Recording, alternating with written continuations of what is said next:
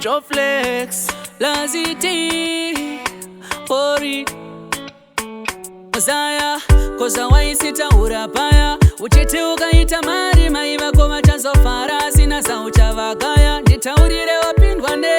paya yaiva shuiro zvandaishaya ndichiti ndikaita mari ndichazvigadzisa asi ndarama yacho yakati maya ita ichiwe itsoro zvazvinoitwa here wapakaipa zvazvinoitwa here wapakaipa zvaunofunga usina mari kana wava nayo zvinoshanduka zvazvinoitwa here wapakaipa zvazvinoitwa here wapakaipa kuti pfungwa dzako usina mari kana wava nayo zvinoshanduka shamwari yangu usazotipisa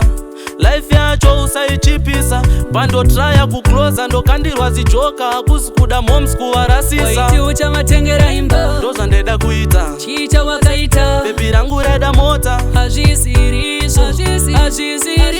wakashaisha zvazvinoitwa here wapakaipa zvazvinoitwa here wapakaipa zvaunofunga usina mari kana wava nayo zvinoshanduka zvazvinoitwa here wapakaipa zvazvinoitwa here wapakaipa kuti pfungwa dzako usina mari wava nayo zvinoshanduka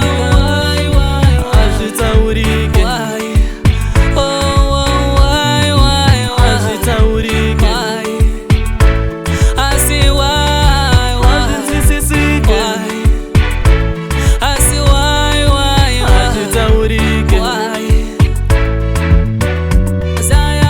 koza waisita urapaya uchiti ukaita mari maiva koma chanzo farasi na saucha vakaya nditaurire wapindwa nde paya yaiva shuiro zvandaishaya ndichiti ndikaita mari ndichazvigadzisa asi ndarama yacho yakati maya ita ichiwe itsoro zvazvinoitwa here wapakaipa zvazvinoitwa here wapakaipa zvaunofunga usina mari kana wava nayo zvinoshanduka zvazvinoitwa here wapakaipa zvazvinoitwa here wapakaipa kuti pfungwa dzako usina mari kana wava nayo zvinoshanduka shamwari yangu usazotipisa